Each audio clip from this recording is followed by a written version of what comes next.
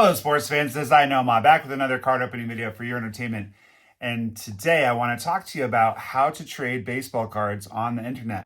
When I first got back into baseball cards, which was in 2018, I got to thinking to myself, I wish I could trade some cards. I really wanted to get back to one of my favorite things about trading when I was a kid, which was the relationships that I had with my friends that I would trade with, and how a lot of those relationships were really built upon our mutual love of baseball cards.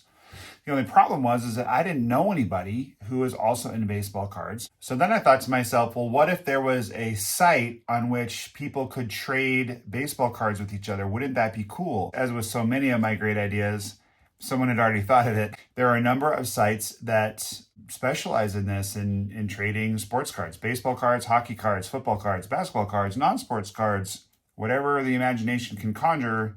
They get traded on these sites, on these forums. The first one that I found is called Sports Card Forum.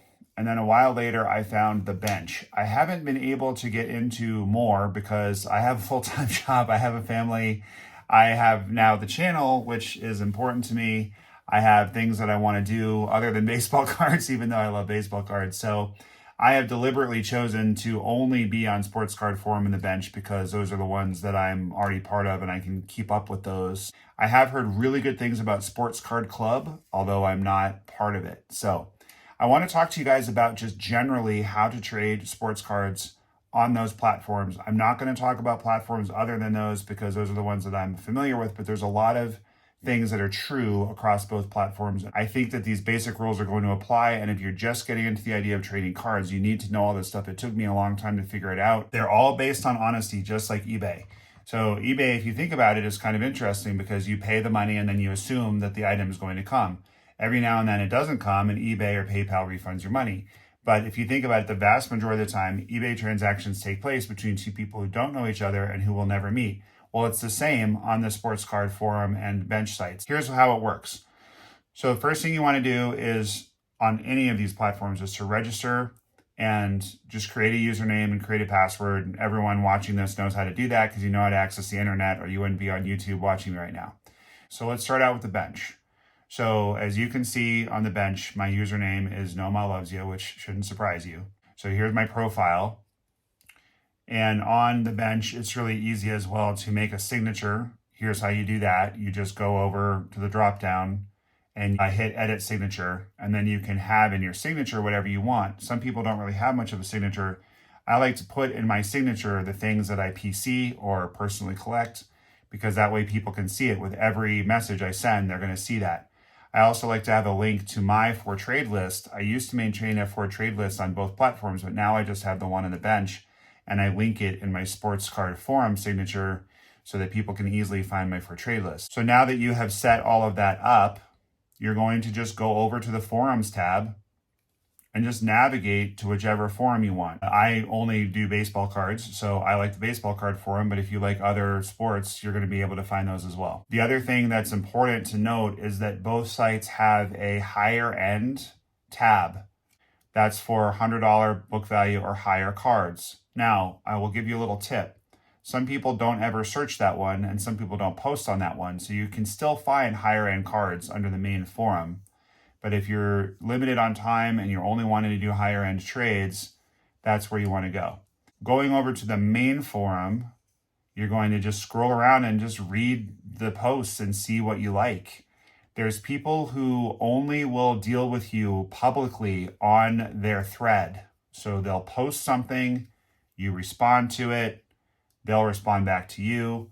It is important on the Bench to hit reply to that particular comment, not just to write at the very bottom, but to reply to that particular comment, because then they'll see that you did that. On Sports Card Forum, you actually have to write at and their username in order for them to see it. By the way, the Bench is much easier to use. Sports Card Forum is worth getting to know, and there's some great people on there who are not on the Bench, but it's a much wonkier system. If you see something that you like, you just say, I have a card that might interest you and I'm interested in your card, yada, yada. Now then you can move it over to PM, which is private message.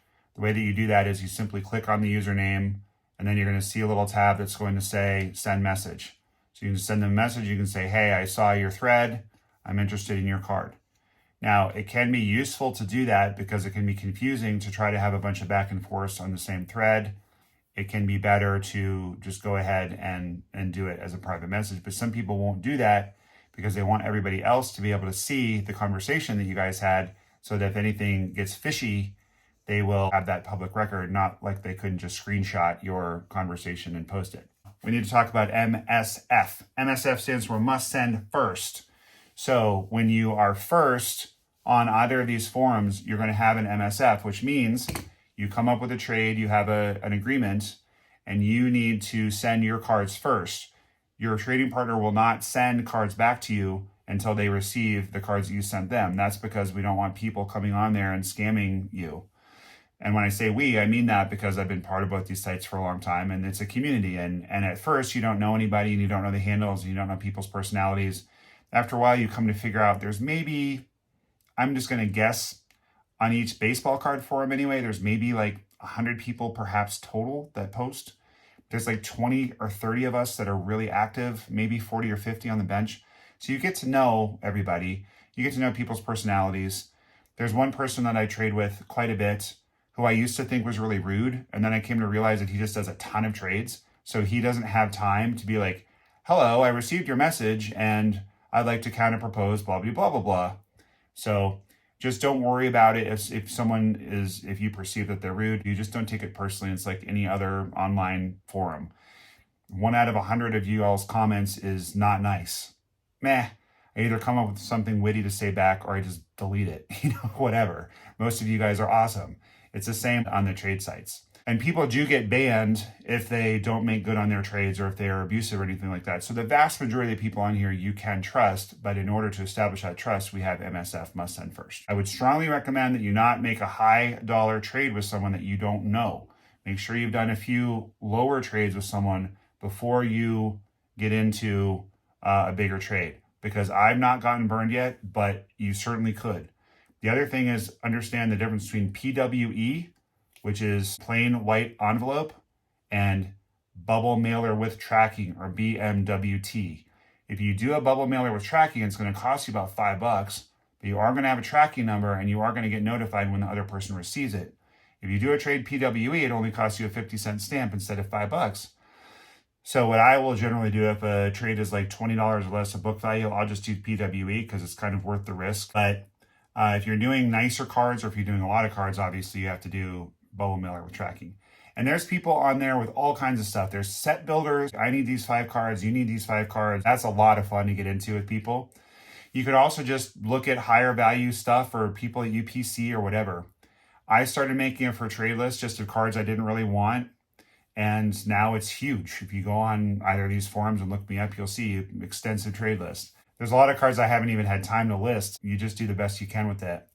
I do strongly recommend, if you do it for a trade list, break it up into autographs, relics, numbered cards, rookie cards, because quite frankly, if I'm scanning through someone's for trade lists or FTL, and they have hundreds of cards and they're not organized in any way by value or by anything else, it's a bummer.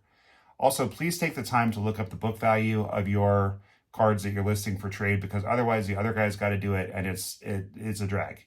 So you get things done a lot quicker if you just categorize and put the book value. And another thing you'll see a lot of people doing is base : send list, which basically, or send needs, which basically means tell me which ones you need, because I'm not going to take the time to list all of them.